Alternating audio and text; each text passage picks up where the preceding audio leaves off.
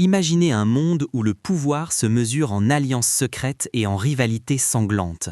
Un monde où les ombres dictent les lois et où l'amour est la plus dangereuse des trahisons.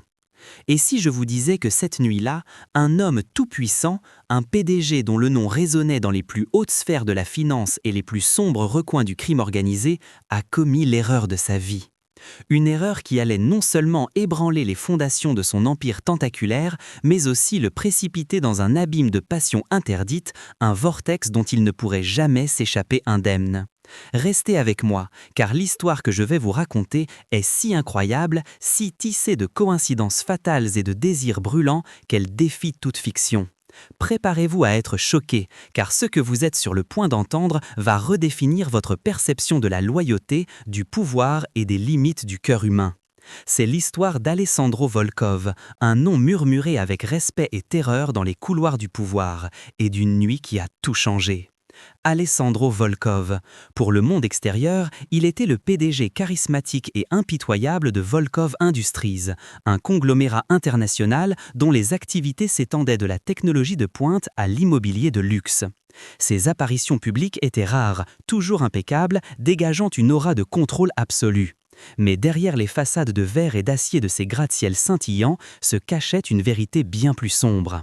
Alessandro était le cerveau d'une des familles mafieuses les plus puissantes du continent, un empire criminel bâti sur des siècles de tradition, de sang et de fer.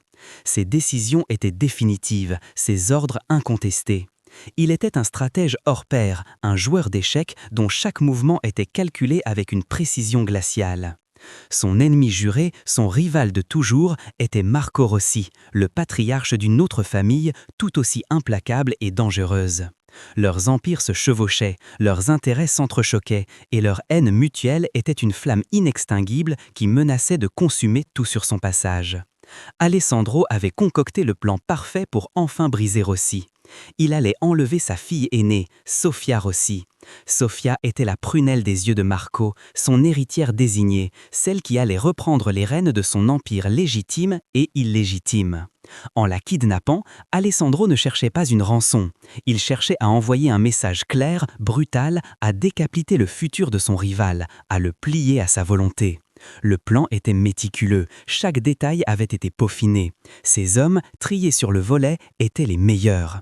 Ils devaient opérer avec rapidité, discrétion, sans laisser la moindre trace. La cible était Sofia et l'objectif, la domination. Mais le destin, mes chers amis, a un sens de l'humour macabre. Et cette nuit-là, le destin a décidé de jouer un tour cruel à Alessandro Volkov, un homme habitué à contrôler chaque variable. Ces hommes ont frappé. L'opération s'est déroulée comme prévu, avec l'efficacité brutale qui les caractérisait. Une voiture noire, des silhouettes masquées, une cible saisie dans l'obscurité, sans un cri. La victime a été emmenée dans une propriété isolée, un bunker de luxe où personne ne pouvait la trouver. Mais quand Alessandro a finalement fait face à sa captive, la lueur de triomphe dans ses yeux s'est transformée en une stupeur glaciale, puis en une fureur contenue. Ce n'était pas Sofia Rossi. Ce n'était pas l'héritière aux yeux perçants et à l'intelligence aiguisée qu'il s'attendait à voir. Devant lui se tenait Isabella Rossi. Isabella. Une artiste, une rêveuse, un esprit libre, complètement étrangère aux machinations sanglantes de sa famille. Elle était connue pour sa passion pour la peinture, son amour de la liberté, son aversion pour le monde obscur dans lequel son père évoluait. Elle était la lumière, là où Sofia était l'ombre calculatrice. Leur chemin n'aurait jamais dû se croiser, et pourtant, la voilà. Ligotée, bâillonnée, les yeux emplis d'une terreur pure, mais aussi d'une étincelle de défi qui piqua la curiosité d'Alessandro. C'était une erreur monumentale, une erreur qui allait non seulement mettre en péril son plan, mais aussi la paix précaire entre les deux familles. Le monde d'Alessandro, si ordonné, si contrôlé, venait de basculer dans le chaos à cause d'un simple cas d'identité erronée. Mais ce chaos, mes amis, allait être le catalyseur d'une histoire que personne n'aurait pu prédire. Et la question brûlante est, comment une telle erreur, une telle catastrophe pouvait-elle se transformer en quelque chose d'infiniment plus complexe, plus dangereux et plus amoureux? Restez avec moi, car la suite va vous glacer le sang. La révélation de l'identité d'Isabella frappa Alessandro comme un coup de tonnerre. Ces hommes avaient échoué. Pas par incompétence, mais par une malheureuse coïncidence. Les deux sœurs avaient la même silhouette et une chevelure similaire dans l'obscurité. La fureur d'Alessandro était palpable. Un silence pesant s'abattit sur sa pièce, plus terrifiant que n'importe quel hurlement. Il avait sous-estimé la capacité du destin à se moquer des plans les plus élaborés. Isabella, elle, était une énigme. Elle ne correspondait en rien à l'image qu'il avait des Rossi. Pas de regard calculateur, pas d'arrogance héritée. Seulement de la peur, certes, mais aussi une dignité farouche, une flamme indomptable dans ses yeux qui refusait de se baisser. Son visage, pâle, encadré par des mèches de cheveux noirs, était d'une beauté délicate, presque éthérée. Elle n'était pas faite pour ce monde, pensait-il, avec une pointe d'irritation. Elle était une anomalie. Son plan était en ruine. Kidnapper Sofia aurait été un coup stratégique. Kidnapper Isabella, c'était une provocation aveugle, une déclaration de guerre sans but précis. Marco Rossi ne verrait pas cela comme une négociation, mais comme un affront personnel, une attaque contre la pureté de sa famille, car Isabella était son enfant le plus protégé, le plus innocent. Le problème, donc, s'était transformé en une crise majeure, une crise qui menaçait de faire exploser la ville entière. Et ce qui allait se passer ensuite allait encore plus vous surprendre. L'agitation commença bien avant que Marco Rossi ne découvre que c'était Isabella qui manquait. Dès l'aube, le téléphone d'Alessandro ne cessa de sonner. Ses informateurs rapportaient une frénésie dans les rangs des Rossi. Des hommes armés patrouillaient, des voitures blindées sillonnaient les rues, des contacts politiques étaient activés. La ville était une poudrière et Alessandro en était l'allumette. Pendant ce temps, Isabella était retenue dans une suite luxueuse, aménagée pour sa captivité. Ce n'était pas une cellule, mais une prison dorée, conçue pour minimiser les plaintes tout en maximisant l'isolement. Elle avait de la nourriture, des vêtements, des livres, même des toiles vierges et des pinceaux, une étrange concession d'Alessandro, qui avait vu l'esquisse d'un paysage marin dans ses affaires saisies et avait eu un moment d'impulsion inexpliqué. Mais rien ne pouvait masquer la réalité. Elle était une prisonnière, un pion dans un jeu mortel dont elle ne comprenait pas les règles. Sa terreur initiale céda la place à une rage froide. Elle refusa de se laisser briser. Chaque fois qu'un garde venait la surveiller, elle le fixait avec un regard défiant. Elle ne pleurait pas, ne suppliait pas. Elle se tenait droite, refusant de donner à ses ravisseurs la satisfaction de la voir s'effondrer. Cette résilience inattendue attira l'attention d'Alessandro. Il commença à la visiter plus fréquemment que nécessaire, pas pour l'interroger, mais pour l'observer. Il s'attendait à des larmes, à des supplications, à de la haine. Au lieu de cela, il trouva une jeune femme d'une intelligence vive, d'une âme artistique profonde et d'une force intérieure insoupçonnée. Leurs premières interactions furent tendues, des joutes verbales où Isabella ne mâchait pas ses mots, reprochant à Alessandro son inhumanité, sa cruauté, son monde de violence. Elle le traitait de monstre, de tyran, de l'incarnation de tout ce qu'elle détestait. Et à chaque insulte, à chaque reproche, Alessandro ressentait une étrange fascination. Il était habitué à la peur, au respect forcé, mais cette femme, elle ne le craignait pas de la même manière. Elle le méprisait, oui, mais il y avait une pureté dans son mépris qui le désarmait. Il la voyait dessiner, peindre, ses mains fines créant de la beauté à partir du chaos. Il la surprenait à lire des poèmes, à fredonner des mélodies douces. Elle était une dissonance dans sa symphonie de pouvoir et de violence. Et plus il la voyait, plus il se sentait intrigué. Cette curiosité, cette fascination devint un problème en soi. Il était censé la détester, la voir comme un simple outil de négociation, mais il ne pouvait pas. Il la voyait, elle, Isabella, et cette vision troublait son jugement, brouillait les lignes de son implacable logique. Pendant ce temps, la tempête se préparait dehors. Marco Rossi avait enfin appris la vérité. C'était Isabella, sa douce Isabella qui avait été enlevée.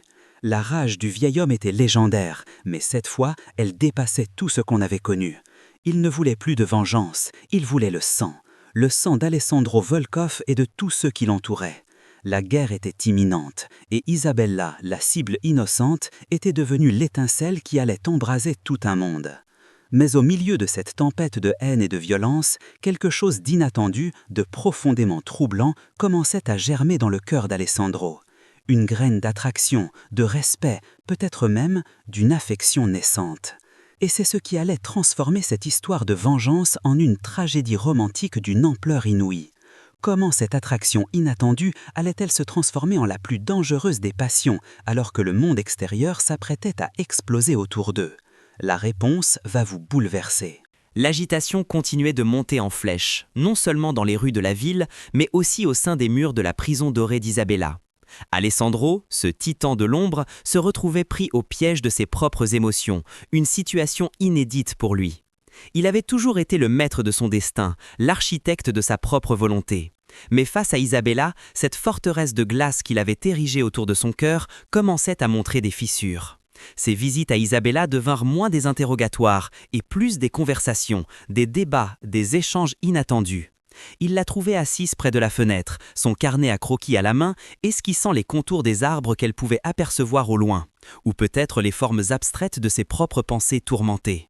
Il la surprenait à lire des poèmes de Baudelaire, à écouter de la musique classique, des mélodies mélancoliques qui résonnaient étrangement avec l'atmosphère de leur confinement. Il commençait à lui apporter des livres, des pigments de couleurs rares, des toiles plus grandes. Des gestes impensables pour le PDG mafieux, des gestes qui déconcertaient même ses propres gardes du corps, habitués à son implacable froideur. Isabella, d'abord méfiante, puis curieuse, commença à baisser sa garde, juste un peu. Elle le voyait non plus seulement comme son geôlier, mais comme un homme complexe, tourmenté. Elle percevait la solitude profonde qui l'habitait, le fardeau du pouvoir qu'il portait. Elle osait lui poser des questions sur sa vie, sur ses motivations, sur ce qui le poussait à vivre dans un monde si sombre. Et à sa grande surprise, Alessandro répondait.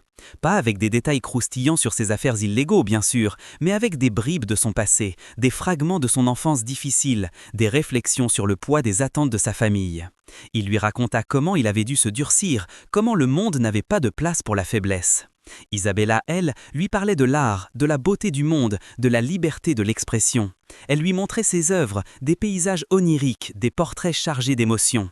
Elle lui expliquait comment l'art était sa façon de comprendre le chaos, de trouver un sens à l'absurdité. Il la surprenait à lire des poèmes de Baudelaire, à écouter de la musique classique, des mélodies mélancoliques qui résonnaient étrangement avec l'atmosphère de leur confinement. Il commençait à lui apporter des livres, des pigments de couleurs rares, des toiles plus grandes, des gestes impensables pour le PDG mafieux, des gestes qui déconcertaient même ses propres gardes du corps, habitués à son implacable froideur. Isabella, d'abord méfiante, puis curieuse, commença à baisser sa garde, juste un peu.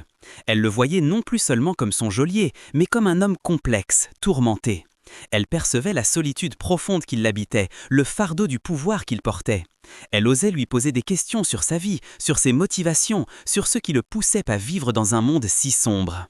Et à sa grande surprise, Alessandro répondait. Pas avec des détails croustillants sur ses affaires illégaux, bien sûr, mais avec des bribes de son passé, des fragments de son enfance difficile, des réflexions sur le poids des attentes de sa famille. Il lui raconta comment il avait dû se durcir, comment le monde n'avait pas de place pour la faiblesse. Isabella, elle, lui parlait de l'art, de la beauté du monde, de la liberté de l'expression. Elle lui montrait ses œuvres, des paysages oniriques, des portraits chargés d'émotions. Elle lui expliquait comment l'art était sa façon de comprendre le chaos, de trouver un sens à l'absurdité. Alessandro, qui n'avait jamais prêté attention à l'art que comme un investissement ou un symbole de statut, se retrouva fasciné par sa perspective. Il voyait le monde à travers ses yeux, un monde plus riche, plus coloré, plus nuancé que celui qu'il connaissait. Un monde où l'argent et le pouvoir n'étaient pas les seules monnaies. Cette proximité forcée, cette intimité inattendue commença à tisser entre eux un lien indéniable, un lien dangereux, interdit. Comment un ravisseur et sa captive pouvaient-ils se sentir attirés l'un par l'autre ? C'était absurde, c'était une trahison envers tout ce qu'ils représentaient. Mais la réalité était là. Un soir, alors qu'elle peignait un paysage imaginaire, Alessandro s'approcha d'elle. Il observa ses mains fines, concentrées, puis son visage, éclairé par la lueur douce de la lampe. Il sentit une émotion étrange le traverser, quelque chose qu'il n'avait pas ressenti depuis l'enfance. Une douceur, une tendresse, une vulnérabilité. Il posa une main sur son épaule et elle ne recula pas. Leurs yeux se croisèrent. Dans le silence de la pièce, le monde extérieur, avec sa guerre imminente, ses menaces, ses représailles, semblait s'éloigner, devenir un murmure lointain. Il y avait seulement eux deux et cette tension électrique, cette attraction irrépressible qui commençait à les consumer. Mais cette attraction était aussi leur plus grande menace. Leur famille était au bord de la guerre, leur monde était incompatible. Et si leur secret était découvert, les conséquences seraient catastrophiques, non seulement pour eux, mais pour tous ceux qui les entouraient. La situation était explosive. Isabella était la fille de son ennemi juré et Alessandro le ravisseur qui était en train de tomber amoureux d'elle. Comment cette passion naissante allait-elle survivre à la tempête qui se préparait et quel prix devrait-il payer pour un amour aussi interdit? La réponse, mes amis, est bien plus complexe et déchirante que vous ne l'imaginez. L'agitation atteignait son paroxysme. Les hommes d'Alessandro étaient de plus en plus nerveux. Les rapports de leurs espions étaient alarmants. Marco Rossi avait mis un prix sur la tête d'Alessandro et il mobilisait ses forces comme jamais auparavant. Des rumeurs de trahison couraient même au sein de la propre organisation d'Alessandro. Ses lieutenants, fidèles mais pragmatiques, commençaient à s'interroger sur l'étrange comportement de leur chef. Son obsession pour la captive, son refus de la livrer ou de l'utiliser comme monnaie d'échange étaient perçus comme une faiblesse dangereuse. Certains chuchotaient qu'il perdait la tête, d'autres craignaient qu'il ne mette en péril tout ce qu'ils avaient bâti. La tension était insoutenable. Et au milieu de ce brasier, la flamme entre Alessandro et Isabella continuait de grandir, défiant toute logique, toute raison. Un soir, après une énième conversation profonde, Alessandro se retrouva à parler de ses peurs, de ses doutes, des sacrifices qu'il avait faits pour son empire. Isabella l'écoutait, les yeux emplis de compassion, une émotion qu'il n'avait jamais reçue de personne dans son monde. Elle lui tendit la main, un geste simple, pur. Il la prit, et pour la première fois de sa vie, le PDG mafieux, l'homme de fer, sentit une chaleur inattendue se répandre en lui. Leurs doigts s'entrelacèrent, et dans ce contact silencieux, une promesse tacite fut échangée. Une promesse de compréhension, de réconfort, d'une connexion qui transcendait les murs de leur captivité et les barrières de leur monde. Ce fut le point de non-retour. Alessandro réalisait qu'il était amoureux d'Isabella Rossi, la fille de son ennemi le plus implacable. C'était une trahison de son sang, de son héritage, de tout ce qu'il avait juré de défendre. Mais il ne pouvait pas s'en empêcher. Son cœur, qu'il pensait mort depuis longtemps, s'était réveillé. Isabella, de son côté, était également déchirée. Elle détestait le monde d'Alessandro, la violence qu'il représentait. Mais elle ne pouvait nier l'homme derrière le masque, l'âme solitaire qu'elle avait découverte. Elle voyait sa vulnérabilité, sa capacité à la douceur, à la protection. Elle était tombée amoureuse de son ravisseur. C'était une situation insensée, une ironie cruelle du destin. Mais l'amour, comme le disait si bien Shakespeare, ne regarde pas avec les yeux, mais avec l'esprit. Et leurs esprits s'étaient liés, défiant la haine de leur famille. Le danger était imminent. Alessandro savait qu'il ne pouvait plus la garder captive indéfiniment. Non seulement Marco Rossi était sur le point de lancer une attaque massive, mais ses propres hommes risquaient de se retourner contre lui s'il ne prenait pas une décision rationnelle. Mais pour Alessandro, la rationalité avait été supplantée par le sentiment. Il devait la protéger, il devait trouver une solution qui allait défier toutes les conventions, toutes les attentes. Il commença à élaborer un plan, non plus pour utiliser Isabella comme un pion, mais pour la sauver, pour les sauver tous les deux. Mais comment un PDG mafieux pouvait-il échapper à son destin, défier son propre monde et protéger la femme qu'il aimait, la fille de son plus grand rival? La solution, mes amis, fut aussi audacieuse que désespérée, et elle allait changer le cours de leur vie à jamais. La solution, mes amis, fut un mélange audacieux de stratégie mafieuse et de passion dévorante. Alessandro savait qu'il ne pouvait pas simplement libérer Isabella. Cela serait perçu comme une faiblesse fatale par Marco Rossi, qui l'interpréterait comme une invitation à l'anéantir. Et cela serait une trahison envers sa propre famille, qui ne comprendrait pas son geste. Il devait trouver une troisième voie, une échappatoire qui sauverait Isabella et peut-être leur amour. Le plan d'Alessandro fut le suivant. Il allait organiser une confrontation directe avec Marco Rossi, mais pas une guerre ouverte. Il allait proposer une trêve, une alliance impensable en échange de la vie et de la liberté d'Isabella. Mais pas n'importe quelle trêve. Une trêve qui impliquerait un sacrifice personnel de sa part, quelque chose qui montrerait à Marco qu'il était sérieux et qu'il était prêt à tout pour la femme qu'il avait enlevée par erreur. Il commença par consolider ses propres rangs. Il réunit ses lieutenants les plus loyaux, ceux qui avaient grandi avec lui, qui lui devaient tout. Il leur révéla une partie de la vérité, non pas son amour pour Isabella, mais l'impasse stratégique dans laquelle il se trouvait. Il leur expliqua que la guerre totale avec les Rossi les affaiblirait tous, les rendrait vulnérables à d'autres factions. La seule issue était une solution radicale, une proposition de paix qui choquerait leurs ennemis et stabiliserait leur position. Ces hommes, bien que perplexes, finirent par accepter sa logique implacable. Mais il y avait un détail crucial. Il ne leur parla pas de son sacrifice personnel, de la profondeur de son engagement envers Isabella. Ce secret, il le garda pour lui et pour elle. Ensuite, il rencontra Isabella. Dans le luxe confiné de sa prison, il lui expliqua son plan. Il lui dit qu'il allait la rendre à son père, mais pas avant d'avoir négocié un accord qui garantirait sa sécurité et, surtout, leur avenir. Isabella était terrifiée. Elle ne voulait pas retourner dans son monde, un monde qu'elle avait toujours fui, et encore moins le faire en étant le catalyseur d'une paix forcée, d'une alliance macabre. Mais elle voyait le désespoir dans les yeux d'Alessandro, la détermination farouche de l'homme qu'elle aimait. Elle lui fit confiance. Un rendez-vous fut arrangé, un terrain neutre, un vieil entrepôt abandonné au bord de la ville, un lieu symbolique pour ce genre de rencontre. Alessandro y alla seul, ou presque. Ces hommes étaient postés à distance, prêts à intervenir au moindre signe de danger. Mais il savait que pour que son plan fonctionne, il devait affronter Marco Rossi seul, d'homme à homme. Marco arriva, entouré de ses propres gardes, le visage durci par la rage et le chagrin. L'atmosphère était électrique, chargée de haine et de décennies de rivalité. Les deux patriarches se firent face, deux titans prêts à s'anéantir. C'est là qu'Alessandro fit sa proposition. Il parla avec une éloquence inattendue, non pas comme un ravisseur, mais comme un homme d'affaires, un stratège. Il proposa une trêve, un partage des territoires, une cessation des hostilités, mais la condition la plus choquante fut sa proposition de mariage. Pas avec Sofia comme prévu, mais avec Isabella.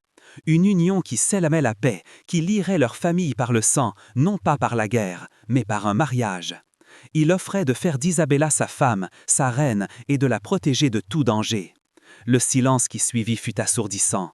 Marco Rossi était stupéfait. Son visage passa de la rage à l'incrédulité. Marier sa fille innocente à son ennemi juré, c'était une insulte, une audace folle. Mais Alessandro ne recula pas. Il expliqua que c'était la seule façon de garantir la paix, la seule façon de racheter son erreur, et la seule façon de protéger Isabella de la guerre qui les consumerait tous. Il parla de son respect pour Isabella, de sa force, de sa beauté.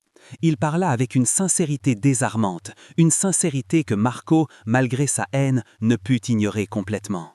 Mais le prix de cet amour interdit serait-il la destruction de tout ce qu'ils connaissaient ou la naissance d'un nouveau monde pour eux deux? La décision de Marco Rossi allait déterminer le destin de deux familles et la survie d'un amour né de l'erreur la plus fatale. Et la réponse de Marco, mes amis, fut le début d'une nouvelle ère, d'une solution aussi improbable que déroutante. La proposition d'Alessandro résonnait encore dans l'entrepôt, un silence lourd de conséquences plonant sur les deux rivaux. Marco Rossi, le visage blême, peinait à assimiler l'audace, l'insolence de cette offre. Marier sa fille Isabella, la plus pure, la plus éloignée de leurs affaires sanglantes, à l'homme qu'il avait enlevé, son ennemi le plus acharné, c'était une abomination.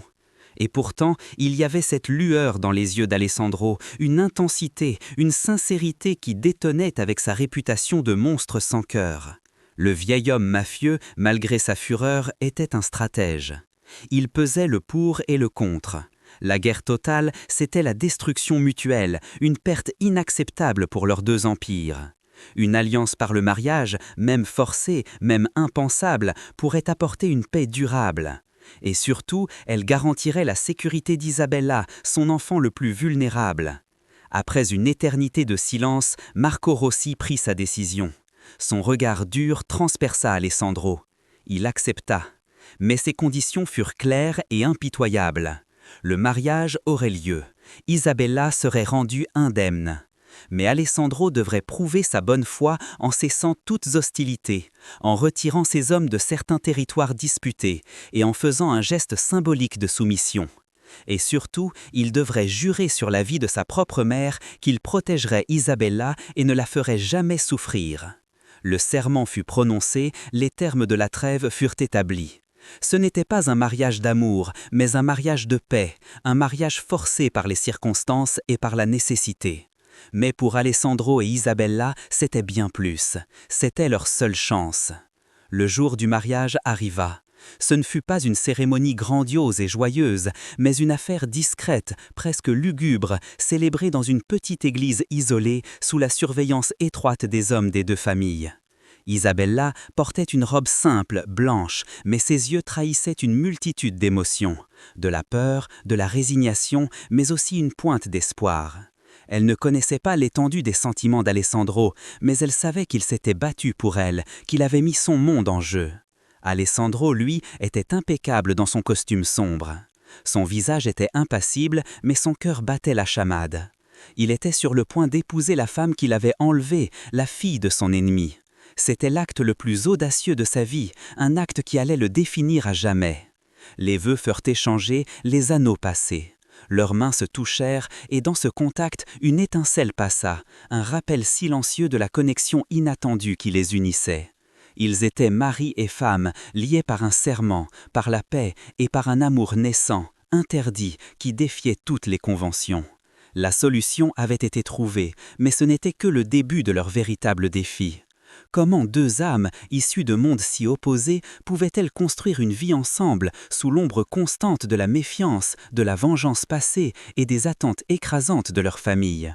Le mariage était le début d'une nouvelle phase, une phase où l'amour allait être testé, éprouvé et peut-être enfin triompher.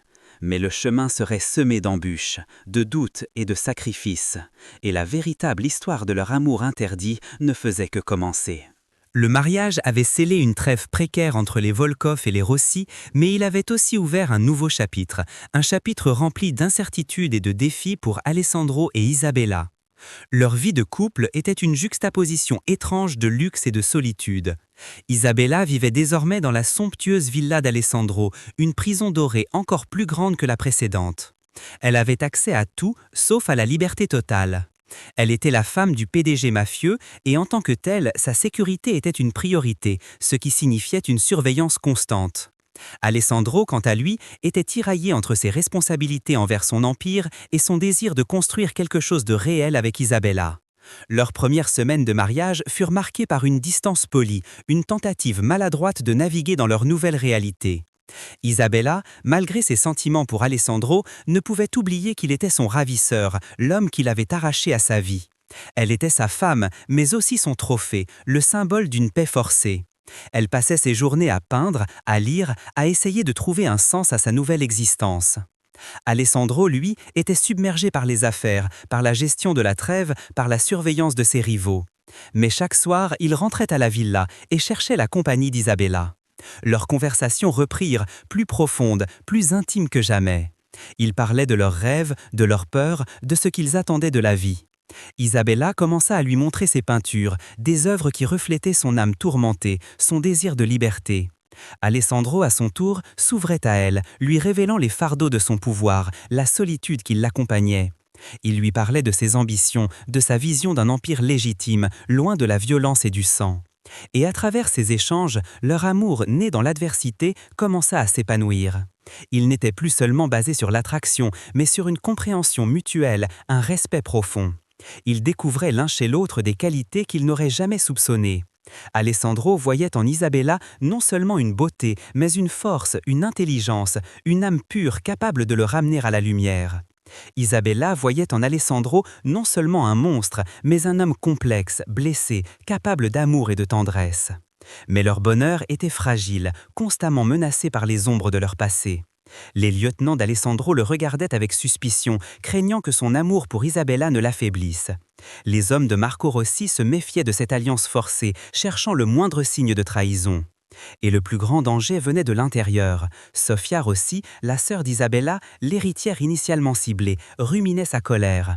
Elle se sentait humiliée, dépossédée de son rôle, et elle soupçonnait une trahison. Elle voyait le mariage d'Isabella non pas comme une paix, mais comme une manœuvre pour la marginaliser. Sofia était une femme dangereuse, calculatrice, et elle n'allait pas laisser son père et sa sœur se faire manipuler par Alessandro. Elle commença à comploter, à chercher des failles dans la trêve, à semer la discorde. La validation de leur amour, de leur nouvelle vie, était constamment remise en question. Pourraient-ils survivre aux machinations de Sofia, à la méfiance de leur famille et au piège de leur propre passé? La solution qu'ils avaient trouvée était fragile et elle allait être mise à l'épreuve de la manière la plus brutale. Le destin avait un autre tour à jouer et il allait menacer de détruire tout ce qu'ils avaient si difficilement construit. La validation de leur amour et de leur fragile paix fut mise à rude épreuve par une série d'événements tragiques, orchestrés en secret. Sofia Rossi, consumée par la jalousie et le ressentiment, décida d'agir. Elle commença par semer le doute au sein de la famille Rossi, insinuant qu'Alessandro n'avait épousé Isabella que pour mieux contrôler leur empire, que la paix n'était qu'un piège. Elle manipula des informations, créa de fausses preuves et alimenta la méfiance latente entre les deux clans. Parallèlement, elle commença à miner l'autorité d'Alessandro auprès de ses propres hommes, en leur rappelant son erreur d'avoir enlevé la mauvaise fille et en les incitant à remettre en question sa loyauté envers eux. La tension monta d'un cran. Des incidents isolés commencèrent à se produire, des cargaisons volées, des informations confidentielles qui fuitaient, des attaques ciblées sur des hommes de main des deux camps. Chacun accusait l'autre de rompre la trêve. Alessandro et Marco Rossi se retrouvèrent au bord d'une nouvelle guerre, leur alliance forcée menaçant de s'effondrer. Au milieu de ce chaos, Isabella et Alessandro se rapprochaient encore plus. Ils étaient la seule ancre l'un pour l'autre dans cette tempête. Isabella, avec sa sensibilité artistique, percevait la manipulation, sentait la présence d'une force obscure œuvrant en coulisses.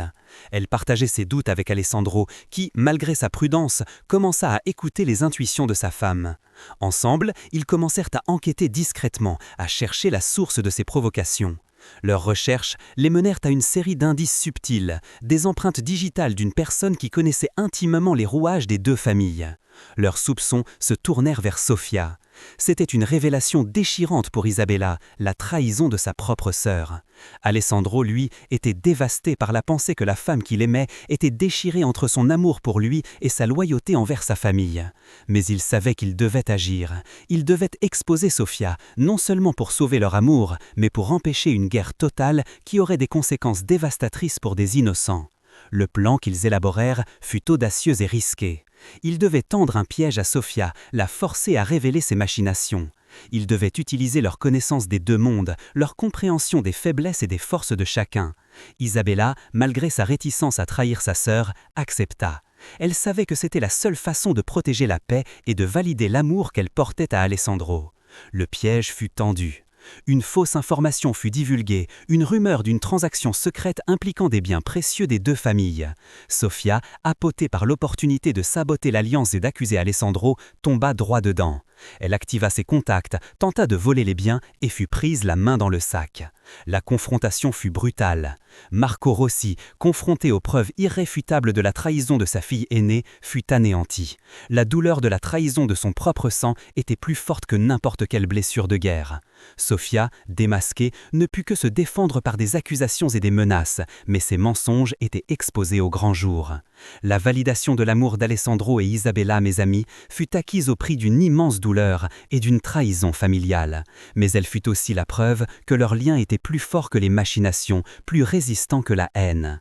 Ils avaient prouvé que leur amour pouvait survivre aux tempêtes et qu'il était capable de changer le cours du destin.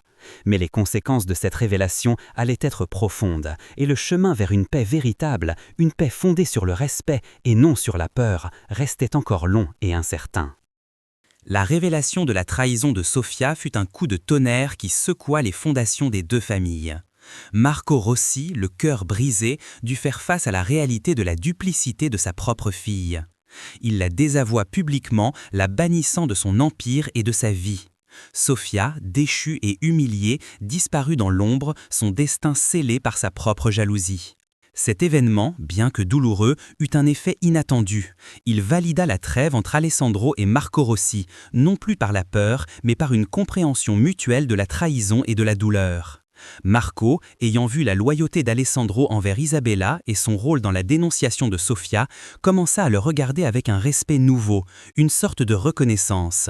La paix, cette fois, semblait plus solide, plus authentique. Et pour Alessandro et Isabella, ce fut une victoire amère mais essentielle. Leur amour avait survécu à la machination la plus cruelle, prouvant sa résilience face aux forces destructrices. Ils avaient fait face ensemble à l'adversité et en étaient sortis plus forts, plus unis. La validation de leur union ne venait plus seulement de la nécessité politique, mais d'une véritable épreuve de foi et de courage. Ils avaient gagné le droit de construire leur propre avenir. La vie d'Isabella et d'Alessandro prit un nouveau tournant. Alessandro, libéré du poids de la guerre constante, commença à se concentrer davantage sur ses entreprises légitimes, cherchant à transformer Volkov's Industries en un empire respecté, loin des ombres du crime organisé. Il travailla sans relâche pour blanchir son nom, pour légitimer son pouvoir. Isabella, à ses côtés, fut sa muse, son inspiration. Elle l'encouragea dans ses projets, l'aidant à voir le monde sous un angle différent, à trouver des solutions créatives aux problèmes. Elle continua son art, mais ses peintures, autrefois sombres et tourmentées, commencèrent à s'éclaircir, à refléter l'espoir et la beauté qu'elle trouvait dans sa nouvelle vie. Elle créa une fondation artistique, utilisant la fortune d'Alessandro pour soutenir de jeunes artistes, pour apporter de la lumière dans des vies qui en avaient besoin. Leur amour s'épanouissait dans cette nouvelle ère. Ils voyageaient, découvraient le monde ensemble, loin des contraintes de leur passé. Alessandro, le PDG mafieux, devint un homme plus doux, plus attentif, capable de rire et de partager des moments de pure joie. Isabella, la captive, devint une femme épanouie, forte, rayonnante, sa voix portant un poids nouveau dans le monde. Mais la vie n'est jamais sans défi. La cicatrice de leur passé, de la trahison de Sofia, des années de violence, restait présente. Ils devaient constamment travailler à maintenir la paix, à gérer les répercussions de leurs actions passées. Leur histoire était un rappel constant que même l'amour le plus pur peut naître dans les circonstances les plus sombres et qu'il faut un courage immense pour le faire perdurer. Le chemin qu'ils avaient parcouru, de l'enlèvement brutal à l'amour interdit et enfin à une paix fragile, était la preuve que la destinée peut être contournée, que les cœurs peuvent changer et que même les plus grands rivaux peuvent trouver un terrain d'entente. Mais le plus grand enseignement de leur histoire, mes amis, est peut-être celui-ci. L'amour n'est pas toujours parfait. Il est souvent chaotique, imprévisible et parfois il naît des erreurs les plus terribles. Cependant, c'est dans ces erreurs que réside la véritable force de la transformation. Alors, que retenir de cette histoire incroyable, mes amis? L'histoire d'Alessandro et Isabella n'est pas une simple romance. C'est une parabole sur la capacité de l'être humain à trouver la lumière dans l'obscurité la plus profonde, à forger des liens là où la peine semblait régner en maître absolu. Leur parcours nous enseigne que même les erreurs les plus monumentales, les fautes les plus graves, peuvent être les catalyseurs d'un changement profond, d'une transformation inattendue. Pensez-y, Alessandro Volkov, le PDG mafieux, un homme dont le cœur semblait être fait de pierre, a été brisé et reconstruit par une erreur d'identité. Il voulait détruire un rival, mais il a trouvé l'amour. Il a cherché le pouvoir, mais il a découvert la vulnérabilité et la tendresse. Son monde de violence et de contrôle absolu a été renversé, non pas par une force extérieure, mais par la pureté et la résilience d'une femme qui l'avait enlevé. Isabella Rossi, l'artiste, l'âme libre, a été arrachée à son monde de beauté et de sérénité. Elle a été confrontée à la terreur, à la captivité, à la dure réalité du monde de son père. Mais au lieu de se briser, elle a trouvé en elle une force insoupçonnée. Elle a vu au-delà du monstre, discernant l'homme derrière le masque et a osé aimer celui qui était censé être son ennemi. Leur amour est une validation puissante de l'idée que le cœur humain est capable de transcender les barrières les plus rigides, les préjugés les plus tenaces. Il n'est pas né d'un conte de fées, mais de la boue et du sang d'un conflit mafieux. Et pourtant, c'est précisément cette origine improbable qui lui confère sa force, sa profondeur, sa signification. C'est un amour qui a dû se battre pour exister, pour survivre, pour prouver sa légitimité face à un monde qui le condamnait. Et il a triomphé. Leçon numéro 1. La surprise peut être une bénédiction déguisée. Ce qui semble être une catastrophe peut en réalité ouvrir la porte à des opportunités que nous n'aurions jamais imaginées. L'erreur d'Alessandro fut son plus grand échec opérationnel, mais elle fut aussi le début de sa plus grande réussite personnelle. Leçon numéro 2. L'amour véritable défie la logique. Il ne se soucie pas des statuts sociaux, des rivalités familiales ou des passés sombres. Il trouve son chemin là où on l'attend le moins, et il a le pouvoir de transformer même les âmes les plus endurcies. Leçon numéro 3. La paix, la vraie paix, ne peut être construite sur la peur ou la contrainte. Elle doit être forgée par la compréhension, le respect et parfois le sacrifice personnel. Le sacrifice d'Alessandro pour Isabella et la décision de Marco Rossi d'accepter cette paix ont montré que même dans les mondes les plus sombres, il y a une place pour la rédemption et la coexistence. L'histoire d'Alessandro et Isabella est un rappel poignant que la vie est pleine de rebondissements inattendus, que nos plus grandes faiblesses peuvent devenir nos plus grandes forces, et que l'amour, dans toutes ses formes imprévisibles, est la force la plus puissante qui soit. Il peut détruire des empires, mais il peut aussi en construire de nouveaux, plus justes, plus lumineux. Et vous, que feriez-vous si l'amour de votre vie était aussi votre plus grand ennemi, né de la plus terrible des erreurs? Quelles sont les limites que vous seriez prête à franchir pour le défendre? Dites-moi en commentaire, j'ai hâte de lire vos réflexions. Et n'oubliez pas de vous abonner à la chaîne pour ne manquer aucune de nos prochaines histoires qui défient l'imagination et bouleversent les cœurs. Merci d'avoir regardé jusqu'au bout et à très bientôt pour une nouvelle aventure narrative.